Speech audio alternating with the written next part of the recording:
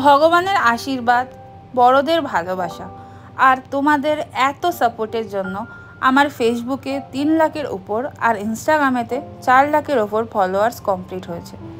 প্রত্যেকবারই 1 লাখ করে ফলোয়ার্স বেড়ে গেলে আমি ছোটোখাটো করে সেলিব্রেশন করি, কিন্তু এবারে সেলিব্রেশনটা আমার জন্য ছিল খুবই স্পেশাল। তাই তোমাদের সাথে ভাগ করে নেওয়ার জন্যই এই ভিডিওটা বানানো। তাই সকাল সকাল স্নান করে রেডি হয়ে সবার আগে আমি চলে যাই আমার নিজের দিদার কাছে, দিদার আশীর্বাদ নেওয়ার জন্য। ছোট থেকে আমার বাবা মা শিখিয়েছে নিজের আনন্দটুকু সবার সাথে ভাগ করে নিতে।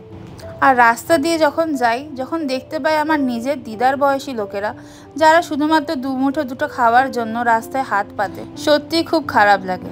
তাই আজকের এই খুশির দিনে আমি আমার সামর্থ্য অনুযায়ী কটা বিরিয়ানির প্যাকেট আর তার সাথে কিছু জলের বোতল নিয়ে চলে গেছিলাম কিছু এইরকমই মানুষদের সাথে আমার এই সোশ্যাল মিডিয়ার সাফল্যের দিনটাকে উদযাপন করতে।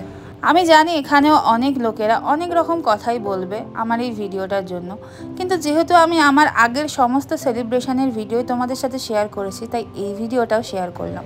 আর সত্যি কথা বলতে আজকের এই দিনটা এইভাবে সেলিব্রেশন করতে পেরে আমার সত্যি খুব ভালো লাগছে। তাই সত্যি কথা বলতে আজকের এই ভিডিওটা না শেয়ার করে আমি থাকতে পারলাম না। আমরা সবাই না বুঝে পেরে নিজেদের লাইফ নিয়ে কত রকমের কথা বলি, যে আমাদের লাইফ ভালো না, তার লাইফস্টাইল ভালো। কিন্তু একবার ভেবে দেখো তো, জীবনের এরকম অন্তিম পর্যায়ে এসে এই সকল মানুষদের শুধুমাত্র দুমুঠো দুটো খাবার জন্য চারিদিকে হাত পাততে হচ্ছে, তবে তাদের লাইফটা কীরকম?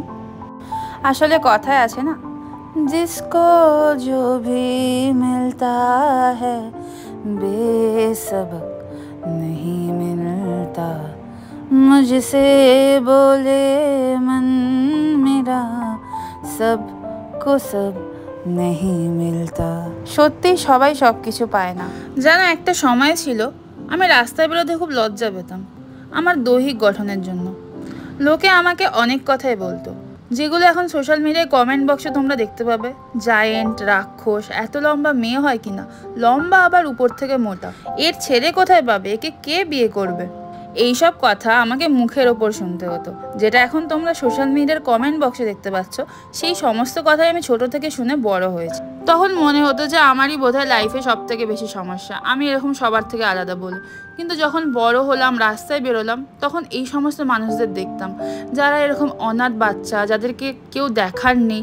তখন মনে হতো যে এদের সমস্যার কাছে আমার সমস্যাটা কি আদৌ কিছু? আর লোকে কি বলছে সেটা শুনে কি হবে, আমি জানি আমি কি, আর আমার কাছে আমি নিজে বেস্ট। কে কি বললো নাই বললো সেই নিয়ে আমার কিছু যায় আসে না। তাই তোমরা যখন জিজ্ঞাসা করো দিদি তুমি এত কনফিডেন্ট কিভাবে থাকো, এটাই তার আনসার। আর এত কিছু নেগেটিভিটির মধ্যেও আমি যা পেয়েছি সেটা হলো তোমাদের ভালোবাসা। এই যে তোমরা এখন আমাকে চিনতে পারো, রাস্তায় দেখা হলে কথা বলো, এটাই আমার কাছে অনেক। আজকের এই সেলিব্রেশনের ভিডিওটা আমি এখানেই শেষ করছি। তোমরা আমাকে আশীর্বাদ করো যাতে আমি আরও এগিয়ে যেতে পারি। ততদিন তোমরা ভালো থেকো, সুস্থ থেকো। দেখা হচ্ছে নেক্সট ভিডিওয়।